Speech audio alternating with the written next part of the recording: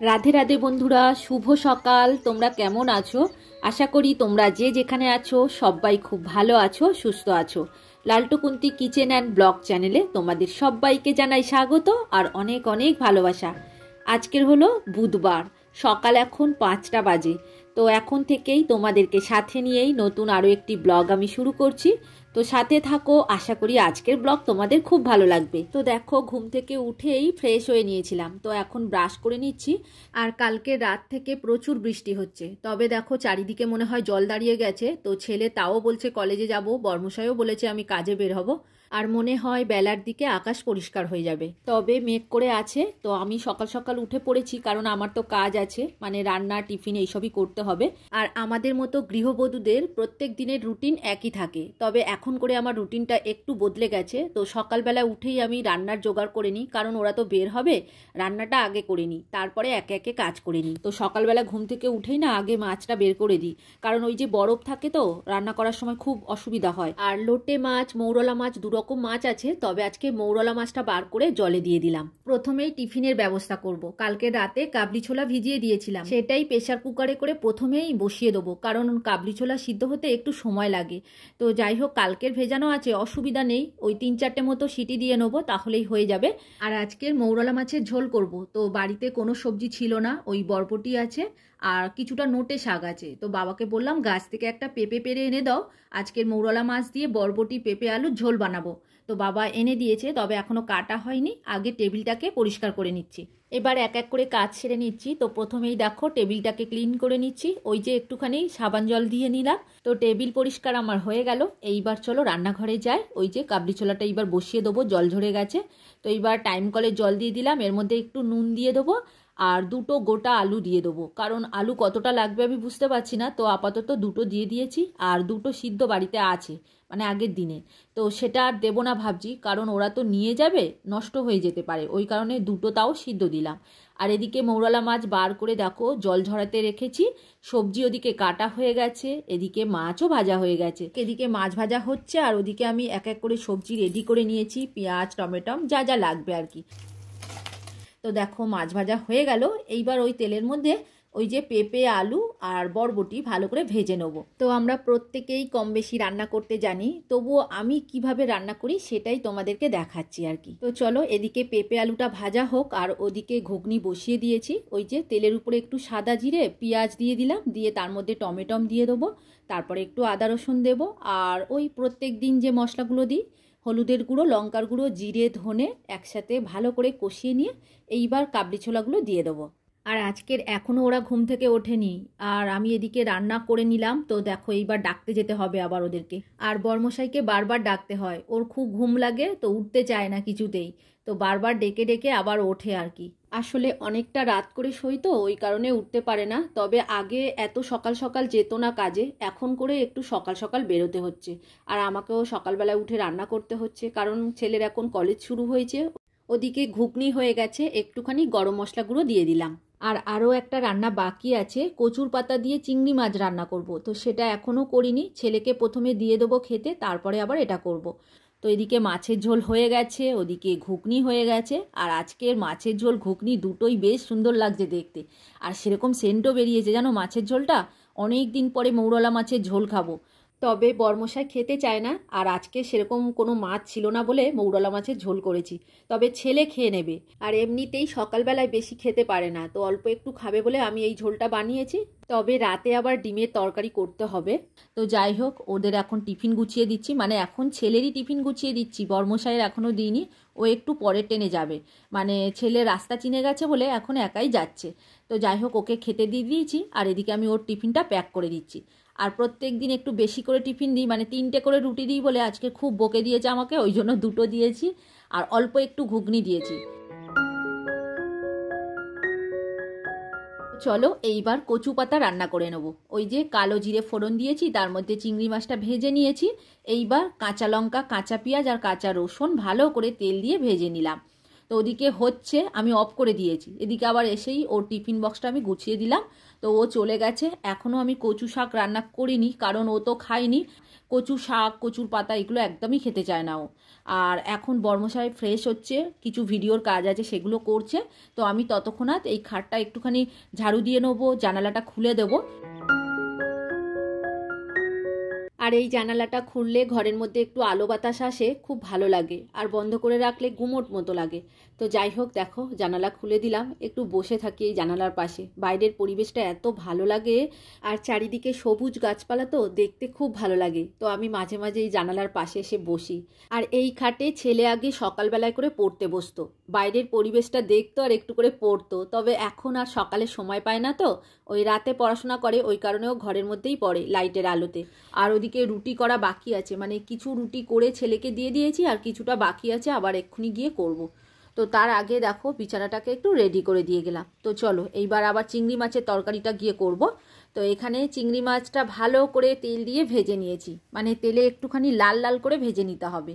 তো এইবার কচু শাক আবার কুকারের মধ্যে সিদ্ধ করেছিলাম, তো একটা সিটি দিয়েছিলাম, দেখো সিদ্ধ হয়ে গেছে।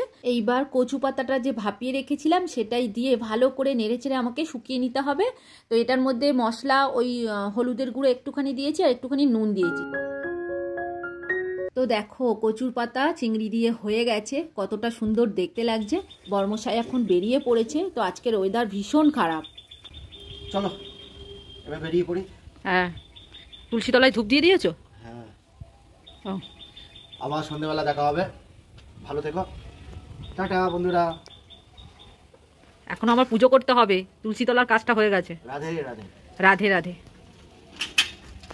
দুর্গা দুর্গা। ফোন নিয়েছো? Money bag? তো বন্ধুরা, আজকে প্রচুর বৃষ্টি হয়েছে। এই দেখো আমাদের গ্যারেজে জল দাঁড়িয়ে গেছে গো, দেখছো এখানে জল ঢুকে গেছে গ্যারেজের মধ্যে। আর এই মাঠটা তো পুরো ডুবে গেছে একদম। প্রচুর লঙ্কা হয়েছে, আর এই দিকটা দেখো সমুদ্র হয়ে গেছে। লঙ্কা গাছের গোড়া ডুবে গেছে গো জলে, কি হবে এবার তার নেই ঠিক। আর পেঁপে গাছটার কি খবর? আর একটুখানি হলেই রাস্তায় জল উঠে আসবে। বর্মশাই তো চলে গেল, এইবার একে একে কাজ ছেড়ে নেবো, আর তোমাদের কিছু কমেন্টের উত্তরও দিয়ে দেবো। মারি ফিস ডায়েরি থেকে দিদিভাই লিখেছে, আপনার ভিডিওর প্রতি দৃশ্য অনেক মনোমুগ্ধকর ছিল, আর সাথে আপনার শ্রুতিমধুর কণ্ঠে এত মিষ্টি মিষ্টি করে গোছানো কথা শুনতে খুবই ভালো লাগছিল। তো দিদিভাই, এত সুন্দর কমেন্ট করার জন্য তোমাকে অসংখ্য ধন্যবাদ। তুমি খুব ভালো থেকো, আর এইভাবেই সবসময় আমার পাশে থেকো। আর অর্পিতা দিদিভাই লিখেছে, দিদিভাই তোমার বিছানার চাদর খুব সুন্দর, অনেক পায়রা আছে তোমার। তো দিদিভাই থ্যাংক ইউ কমেন্ট করার জন্য। আর মৌসুমী মণ্ডল দিদিভাই লিখেছে, তোমার ভিডিও আমি প্রতিদিন দেখি, খুব ভালো লাগে। তো থ্যাংক ইউ গো আমার ভিডিও দেখার জন্য। তো এইভাবেই পাশে থেকো। আর আজকের অনেক দিন পর কিছু ডাস্ট ক্লিনিংয়ের কাজ করব, কারণ কদিন ধরে খুব ব্যস্ত ছিলাম, আর শরীরটা অতটা ভালো ছিল না, তো ওই কারণে এই কাজগুলো করতে পারিনি। আর এখন বর্ষাকাল, তো আমি ভাবছি যে হয়তো ধুলো পড়ছে না, তো আমি এখন দেখছি বেশ ধুলো পড়েছে, জানো তো। আর টুটুল দত্ত দিদিভাই লিখেছে, পায়রা তোমার হাতে বসে খাচ্ছিল, খুব ভালো লাগছিল দেখতে, খুব সুন্দর ভিডিও। অসংখ্য ধন্যবাদ দিদিভাই কমেন্ট করার জন্য। তো তুমি খুব ভালো থেকো, আর এইভাবেই আমার পাশে থেকো। আর কেয়া দত্ত দিদিভাই কমেন্ট করেছে, খুব ভালো লাগলো ব্লগটা, কাজ না করেও অনেক কাজ করলে, রান্না, ঠাকুর দেওয়া, ঠাকুরের জামা কাপড় ধোয়া, যাই হোক খুব ভালো থেকো। তো কেয়াদি, তোমাকে অসংখ্য ধন্যবাদ, তুমি এইভাবেই আমার পাশে থেকো। এখন বর্ষাকাল, তাও প্রচণ্ড গরম পড়েছে, ফ্যান তো চালাতেই হয়। তো সন্ধেবেলার পরে বর্মশাই ছেলে যখন আসে, ওরা তো ফ্যান চালায়, আর এমনিতে বাইরের ঘরটায় যে আমি দেবো, ওই যে গাড়ির শব্দ আসে, মানে ভয়েসটা তো দিতেই পারি না। তো ওই কারণে রাতে, মানে সন্ধ্যের পর থেকে আর দিতে পারি না ভয়েস। তো তারপরে দিনের বেলায় গিয়ে আমি ভয়েস ওভার দিই, তো ওই কারণে আমার একটুখানি লেট হয়ে যাচ্ছে ভিডিও ছাড়তে, এডিট করতে। তো যাই হোক, ওই সন্ধ্যেবেলার দিকে ভিডিও ছাড়ছি আর কি। তো বিকালবেলায় আমার কমপ্লিট হয়ে যায়, কিন্তু ভিডিওটা ছাড়তে, আপলোড করতে ওই 1.5 ঘন্টা মতো সময় লেগে যাচ্ছে। আবার অনেক সময় কারেন্টও থাকে না, যেমন আজকে দেখো ভয়েস ওভার দিচ্ছি কিন্তু কারেন্ট নেই, জানো তো। আর গতবারের ব্লগে যে সমস্ত দিদিভাইরা কমেন্ট করেছিল, তো তাদের নামগুলো একটু বলে নিই। কল্প কথা থেকে কমেন্ট করেছে, আর বিট্টু বিদিশা ব্লগ আইডি থেকে, আর কবিতার কথা থেকে, আর শাশ্বতী ব্যানার্জি দিদিভাই কমেন্ট করেছে। তো তোমাদের সবাইকে অসংখ্য ধন্যবাদ, তোমরা সবাই খুব খুব ভালো থেকো গো। আর এইভাবেই সব সময় আমার পাশে থেকো। আর এদিকে দেখো বড় ঘর ঝাড়ু দিয়ে পুরো পরিষ্কার করে গুছিয়ে নিয়েছি। এখন রান্নাঘরে চলে এসেছি। এইবার গ্যাস ওভেনটাকে পরিষ্কার করব। গ্যাস ওভেনের উপরে যে টাইলসের দেয়ালগুলো আছে দেখো জানালার নিচে, ওগুলো সবই ক্লিন করে নেবো। রান্না করলাম না, তারপরে পরিষ্কার করতে হবে। ওদিকে বাসন কিছুটা আমি মেজে নিয়েছি এর আগে। তো এই রান্নাঘরটা পরিষ্কার হয়ে গেল, আমার বড় একটা চিন্তা দূর হয়ে গেল। কারণ রান্নাঘর নোংরা থাকলে আমার মনের মধ্যে ভীষণ চিন্তা হয় কখন রান্নাঘর পরিষ্কার করব। আর সুস্মিতা দাস মহারানা দিদিভাই লিখেছে, সকাল সকাল পায়রাগুলো দেখতে কিন্তু বেশ ভালোই লাগে, তাই না? আর লিখেছে, এত পরিশ্রম করছো সারাদিন, শরীরটা একটু খারাপ হবে, সাবধানে থেকো। তো দিদিভাই তোমার কথা নিশ্চয়ই মাথায় রাখবো। তো কমেন্ট করার জন্য তোমাকে অসংখ্য ধন্যবাদ। আর তুমিও ভালো থেকো, সুস্থ থেকো, সাবধানে থেকো। তো চলো এইবার ঘর মোছার জন্য জল রেডি করে নিয়েছি, একে একে মুছে নেবো। প্রথমে সিঁড়ি মুছে নিলাম। এখন রান্নাঘরে চলে এসেছি। তো রান্নাঘরটা মোছার পরে খাওয়ার ঘর মুছবো। আর বাকি ঘর আজকের আর মুছবো না, অনেকটা বেলা হয়ে গেছে না, ঠাকুর পুজো করতে হবে। তো ওদিকে বর্মশাই কিছুটা করে দিয়ে গেছে, মানে নিচে তুলসী তলায় জল ধূপ দিয়ে গেছে। তো বাকি আমাকেই পুজো করতে হবে, বাসন মাজা ঘর মোছা বাকি আছে। আর এখন তো বর্ষাকাল, চারিদিকে স্যাঁতস্যাঁত করছে, জল ভালোভাবে শুকাচ্ছে না।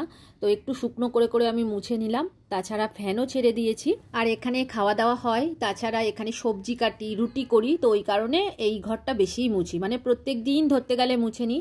তবে কালকের মোছা হয়নি, কারণ কালকের শরীরটা খারাপ ছিল, ব্লগেই তোমাদের বলেছি। তো যাই হোক, মোটামুটি ঘর আমার মোছা শেষের পথে। তো আর মুছবো না বেশি, ওদিকে দেরি হয়ে যাচ্ছে, ঠাকুর পুজো করব, অনেকটা বেলা হয়ে যাচ্ছে। তাই আসলে সকাল সকাল পুজো করে নেওয়া হয়, তো একটু দেরি হলে না মনের ভিতরে খচখচ করে, আর চিন্তা হয় কখন ঠাকুর পুজো করব। আর সিঁড়িতে গম আর পাখির খাবার, মানে ঘাসের দানা রাখা আছে, ওটা যে নিয়ে আমি বালতিতে রাখবো সে সময়টাই পাচ্ছি না।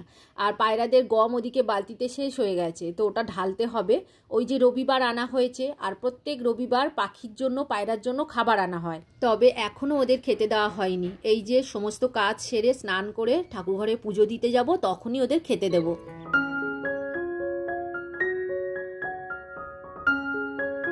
তো দেখো আজকে মনে হচ্ছে রাস্তায় জল উঠে যাবে। তবে আমাদের মেন রাস্তা যে আছে আমাদের বাড়ি থেকে বাড়িতে আসার জন্য স্টেশন থেকে, তো স্কুল আছে, সেই মদারহাট স্কুলের সামনে প্রচুর জল দাঁড়িয়ে গেছে। ছেলে আর বর্মশাই বলছে মানে সাইকেল নিয়ে যাওয়াই যাচ্ছে না, এতটা জল দাঁড়িয়ে গেছে। তবে আমাদের রাস্তা যদি ডুবে যায় কখনো, তাহলে বারুইপুরের অধিকাংশ জায়গা জলের তলায় ডুবে যাবে। তো এখন ছাদে চলে এসেছি। দেখো পায়রাগুলোকে প্রথমে খেতে দিয়ে দিলাম। তো ওদিকে বাসনও বের করে নিয়েছি, মানে ঠাকুরের বাসন আর কি। তো এখন ঠাকুরঘরটা মুছে নিচ্ছি, এরপরে বাসন মাজবো। আর পায়রাগুলোকে যদি না খেতে দিই তাহলে আমাকে কোনো কাজ করতে দেবে না। তো ওই কারণে ওদেরকে আগে খেতে দিয়ে দিয়েছি, ওরা শান্ত হয়ে গেছে। আর কালকের কিছুটা ঠাকুরের বস্ত্র কেচে দিয়েছিলাম, কালকের ব্লগে তোমাদের দেখিয়েছি। তো সেইগুলোই দেখো তুলে নিচ্ছি।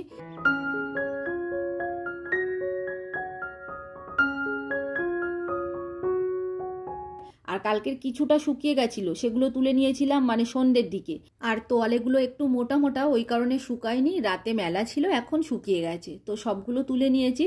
এইবার সূর্য প্রণাম করে নিলাম, তুলসী মাকে একটু জল দিয়ে নিলাম। আর গাছে একটা বেল ফুল ফুটেছিল জানো তো। তবে ফুল তোলা আছে, বাবা সকালেই ফুল তুলে দেয়। এই যে ছাদের নয়নতারা আর বেল ফুল ছিল, সেই দুটো আমি তুলে নিয়েছি। তো চলো এইবার পুজো সেরে নেবো। তো আজকের অনেক তাড়াতাড়ি আমার হয়ে গেছে সব কাজ, ওই 11টা মতো বাজে। আর একটু সকাল সকাল কাজে লাগলে অনেকটা কাজ করা যায় জানো তো বন্ধুরা। আর যদি একটু দেরি করে উঠি তাহলে সব কাজ গুলিয়ে যায়। তো যাই হোক, সকালে হয়তো কষ্ট হয়, মানে আমরা একটু দেরি করে শুই তো ওই কারণে। তাও দেখছি এখন করে খুব সুবিধা হচ্ছে, বেলার দিকে অনেকটা কাজ আমি করে নিতে পারছি।